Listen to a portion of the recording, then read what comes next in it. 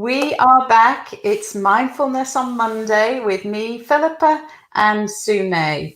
And so, hello, Sune. Are you having a good Monday? I am Phillipa. Nice to see you. There we go. It's not quite as warm as it was, is what I'm going to say. But Yeah. It's sunny, and I went for a misty run this morning, which was lovely. That's lovely, isn't it? Yeah, thought I'll get out before the birds. If you can beat them, get out before the birds. Yes. So today we decided that we would talk about how to approach our day with a beginner's mind, and this is an interesting thought because we are so readily taken to that automatic part of the brain, and so to approach things as if they are new is really we have to kind of work at that. Yeah, and it's that it's not something that comes very easily, and I think it's we spoke about it earlier, that the raisin exercise that we do so often, and a lot of people don't like it, and they think, oh, why are we doing this stupid little exercise? But it's a really great example of something like the way we approach it is see it like you've landed from a different planet and you've never seen this object before, and just immediately noticing what the mind starts doing. We have preconceived ideas about what the raisin is. We have, it takes us down a story of how we like it or we don't like it. So yeah, using that raisin exercise as an example of bringing that beginner's mind to something that we are very used. We all know what it is, but noting that what the mind is doing with all the pre-programming or just the history of our lives and our ideas of what a raisin should be and shouldn't be. If that makes any sense. I know. I think that's fascinating, isn't it? The idea that something so familiar and innocuous as a raisin, and to spend a few moments really contemplating this object. It's not something you would necessarily think of doing or see the value in, but actually it's all around this this idea that we're trying not to jump to conclusions. Yeah. Which is very hard, right? Because I think it's a fact, as part of our evolution, we've had to develop this way of being able to think if it's a good idea or something is not a good idea, or, as social animals or social beings, fitting into a social structure. So we have all these biases, and it's the way our minds and our brains work. So it's really difficult not to prejudge, but we do it all the time. So, I mean, what are the benefits, do you think, of approaching these familiar things with this clean slate? Yeah, I think what you're saying is really important, because it's so easy to always focus on the things that's bad. But, I think if we approach the things that are good, like our food, our family, our friends, things that we take for granted a little bit, I think we can miss the simple pleasures that these things bring to us. Whereas if we apply this beginner's mind to the way we eat, to the way we move our bodies, to the way we are with people that we're spending so much time with at the moment, if we bring that beginner's mind to that, I think we may just see things a little bit differently, or experience the moment or the situation a bit differently. if we see it with a more open mind. Yeah, so the familiar and the unfamiliar, we can benefit from approaching both of those with this curiosity of not knowing. I think this is something I find difficult, to kind of let go of being an expert, and this is something that I've worked so hard to become. So, to be an expert. yeah, you know, the idea that you don't know everything. Well, you know, I mean, I never purport to know everything, clearly, but that there are things that you kind of enjoy the idea that you are knowledgeable and on particular topics, but that, you know, we're all approaching things from a different frame of reference. Yeah, and I say that to my clients all the time. I'm like, I am not the expert. You're the expert. You know what you need. You know what hurts. You know what your body needs. If you give yourself the time and the space to be curious, to have this beginner's mind and this curiosity approach to what is that feeling, how am I feeling, you know, the physical sensations from maybe being full or hungry, or, you know, just being a little bit explorative in the way that that we are with ourselves as well. But I think, and tell me what you think, but, you know, this idea of not being the expert, kind of jumping to conclusions, right? With opinions that we have about something, about someone. But yeah, keeping that open mind and asking the questions, and yeah, being a bit curious about it rather than just jumping in with both feet. Yeah, I mean, I've been guilty of trying to finish people's sentences on occasion, which is a terrible thing that I do. And it really does make the assumption that I know what they are going to say, which, how can that be the case? It's not possible, is it, for me to be inside somebody else's head? I need to focus on being in my own head more. Yeah.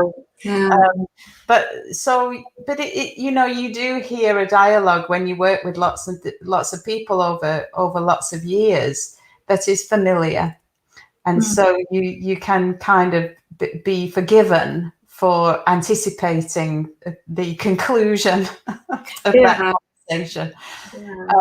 But you know, I think my experience of this really lately was when I was taking my yoga training course, and the fact that I'm not the teacher, I'm the student again, you know, and that's, you know, that's frightening and liberating all at the same time. You know, I have a thirst for knowledge, a thirst for learning, and so to be able to indulge that is a wonderful thing, and it's so invigorating and stimulating to the mind if we can, you know, allow ourselves to be the student, to be the beginner. Yeah, absolutely. Because I mean, you know, you saying that, can you imagine if you walked in there and went, well, you know, I've been a physio for 30 years. Of course, I know this. You can't teach me anything. Like, it would just block so many amazing opportunities and learning opportunities. To maybe you don't learn something every minute, but you will definitely walk away with learning, you know, as much as you allow yourself to, just by, you know, it's like doing all these practices, you know, the mindfulness practices. A lot of them are very similar, and you know, when you're learning to teach them and stuff, you're saying the same thing, or when you practice every day. But I think practicing that beginner's mind with your daily practice as well is like, you know, what am I going to discover today? What is this going to be like? Like, every time you do it, it's different. And it could just never be the same, even if you listen to the same recording, or even if you do the same practice every single day, you'll discover something new all the time. And I get you have to be open to that. Yeah, I think you said it last time, didn't you? If you watch children, the way that they approach the day, the lives, everything's exhilarating and new. Yeah. And actually, when you were saying earlier, I was thinking about, and I don't know if I said that before, but we planted loads of bulbs last year for the first time ever, like thousands. And in the end, I just kind of threw them in because I got so bored of it. But the amazing thing now is every single day, there's new flowers coming out. And it is so, it's so exciting. And all the neighbors are so excited about these bulbs. And I'm really curious to see where they're going to come out and how randomly we planted them. But yeah, I kind of see quite similar, a little bit of a similarity there with that. They're all they're all different bulbs, but you plant them in the same way. But every day there's something new to discover about the same little patch of garden. Yeah. Yeah, that's lovely, isn't it? I mean, this time of year with the springing up and around us, it is delightful. But we can go through our day and not notice these things. It's entirely possible to to let this pass us by, and and so the quality of our lives is impinged upon if we're not fully awake. Fully aware. Yeah, and I think just you saying that now about springtime, and of course we know it's good to be in nature and to step outside, but even if someone doesn't know the benefits of it, just for that reason, at the moment, every single day there's a new bud, a new little leaf. It's a great way, actually. It was a great time to practice that. Yeah, it is, because I did this myself, actually. I don't know if it was yesterday. I went for a walk, and I go with my son quite often, and I said to him, "Oh, look, that wasn't there last time, that bulb or this thing, or, whatever it was." And I love to spot these things, checking out what the neighbours are up to in the gardens as you're walking by, and who's been planting and whatever. So absolutely. So yeah, this. Oh, sorry, that's my dog. That's your dog. It's the kids playing outside. So this is well, it's nice that they can get out, isn't it? Instead of being freezing, icy, and goodness knows what else. This idea that we've got questions rather than having all the answers, and the curiosity that we that we can bring into our lives, adding value, adding an extra dimension to the day. How does this play into mindfulness? Oh, there's so much going on in my house all of a sudden. I'm really distracted. I'm sorry. The dog, everything else. So, yeah, sorry. I was so distracted there for a moment. Okay, don't worry. It's we're trying to be in the moment, but but the universe has other plans. And and that's part of it, isn't it? That you can have a plan and you can have an intention, but by the same token, we're all living life in real time. And I think this is a perfect kind of example, because it's just, if you break it all down, like what just happened in the last minute, my heart's beating faster. I'm conscious about what you're saying. I'm conscious about what I'm not saying, all in this one, 3 seconds, less than a minute, and how that can really affect your the anxiety and, thoughts in my head of, this is unprofessional. There's just all of this happening within a split second. And just taking that moment to just breathe, and it's like, it's okay. Yeah, absolutely. We've talked about menopause and the challenges that brings. And, it sounded like you were describing a menopausal moment right then, because dog barking or people or whatever, that, there may be none of that, but we experience those moments of palpitations, anxiety that we have no idea where it's come from. And so this really was my motivation to explore some of these techniques and how they can benefit us, in our lives, whether we're menopausal or not, but particularly for the menopausal audience. Yeah, and you're absolutely right. And that anxiety thing, I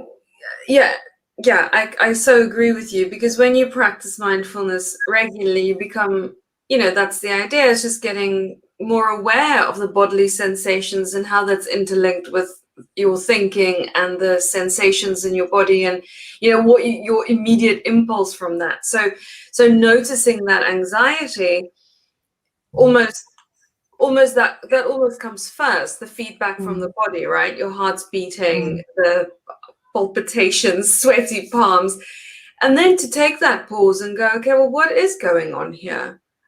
What is going on in my mind right now, and how are the two kind of playing off on each other, which is just the way it works. And being able to stand back and take that pause, and applying this beginner's mind to, what is the sensation I'm feeling? Exploring it, moving closer to it, maybe expanding around it, maybe investigating a little bit. And what are these thoughts that I'm thinking? Is it, where is it coming from? So that's a really good example of how it works in real life, right? Like, yes, we practice on the mat, and we practice on the mat or a stool or a chair or whatever. But that's why we do the formal practice, is to be able to apply that in our day-to-day life. And I'm sure if I didn't have, my heart would still be beating now, worried about what Phillipa's saying to all her friends about my dog barking and these kids who are so noisy, and I mean the narrative, right? Well, that's it, isn't it? The propensity for the brain to take us down the rabbit hole. And we're halfway there with the sweaty palms and the palpitations, and then we start to think of how we come across, how we appear, how we're going to cope with our, whatever meeting we might have ahead of us, and that just spirals us into this state of enhanced anxiety. It certainly doesn't serve to break the cycle anyway. And so having these skills at our fingertips is really why we want to encourage people to explore these skills, because they are just that. They're skills that we can learn, and the skills that we can practice, and the skills that sometimes we succeed in implementing, and sometimes we don't, and that's fine too. Yeah, absolutely. And I think, that kind of triage of our there's many aspects to our well-being, right? But the two things that's been hammered into our heads since the late 70s is movement and food. So we know we need to eat well and we need to move in order to keep our bodies healthy. But this is stuff that we need to keep our minds healthy, for our mental health, for our mental well-being. So it's amazing moving and it's amazing eating well. But if you don't have, and this is what happened to me, I did both those two very well. But the mind stuff is very new, but a very essential part of I think the complete circle of well-being. Plus, of course, there's all the other things as well. But But these are skills and tools that anyone can do. If you've got a mind, you can do mindfulness. I like that. If you've got a mind, yeah, absolutely. Oh, there's the dog. I didn't even know you had a dog. She is here all the time, but the kids are ringing the doorbell and my husband's on a Zoom call, so it's the joys, isn't it, of working from home? But absolutely. we're all human, we're only actually real people. We're not in the television studio with cameramen and runners or whatever else. Yeah, and I don't think anyone even listens to me anymore when I say, "Can you be quiet?" Because I'm going on a Zoom call because I'm doing it all the time. So now it's just chaos. It's like the boy who cried wolf. Yeah, absolutely. And it's Anyway, it's just the way it is right now. I'm sorry. So we're just really hoping that people can experience this moment, the now, as fully as possible, not to be in the yesterday or the tomorrow, but to inhabit the now, the here and the now, and use the strategies,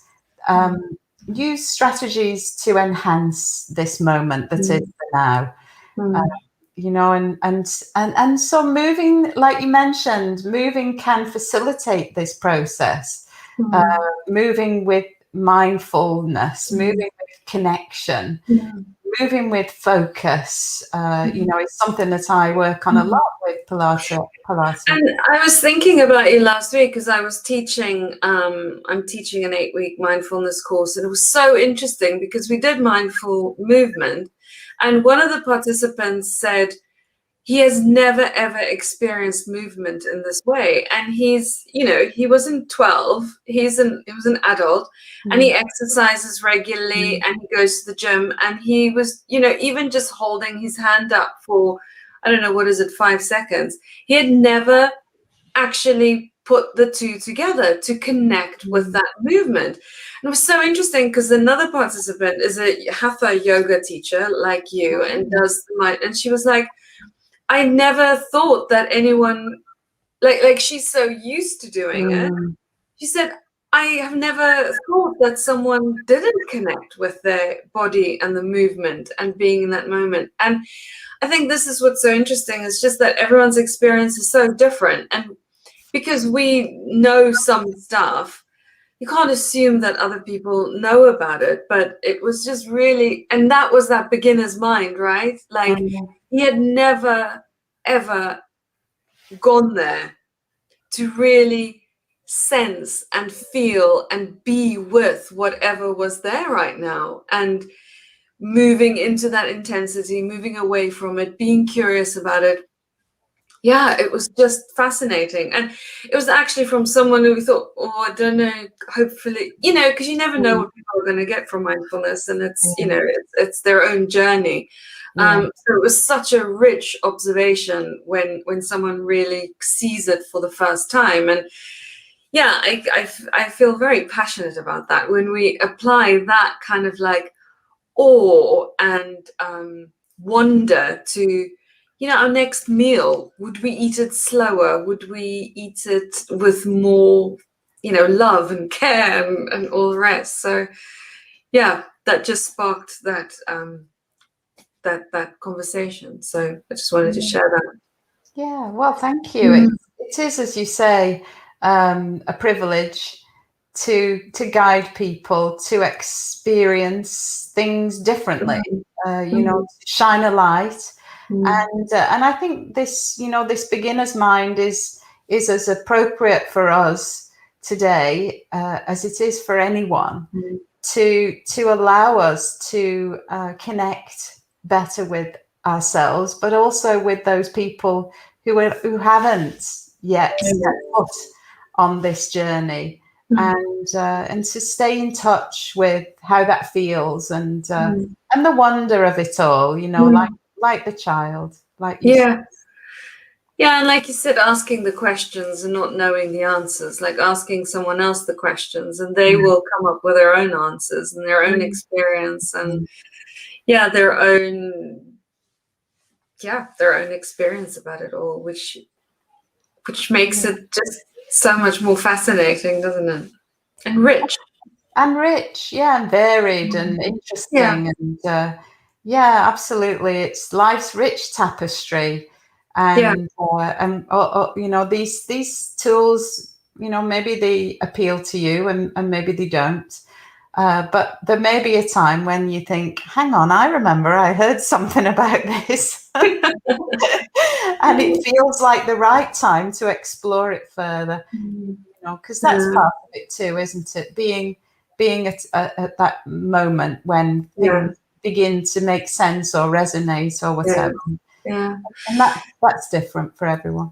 Yeah, and I remember I did a blog about that once, about, just some mindful ways of approaching sleep, or when we're struggling to sleep, and, the anticipation, or, we spoke about your insomnia last week as well, but that anticipation and that worry, even before you've gone to bed, about how the night may plan out. And, in menopause as well, that's a big thing, is people not being able to sleep, and that anxiety that causes by anticipating it to be a certain way, but applying this kind of beginner's mind. It's a new night, it's a new beginning, it's a new evening. How can I see it in a completely new way that is maybe different to last night? And we don't know what it'll be like tomorrow night. So, yeah.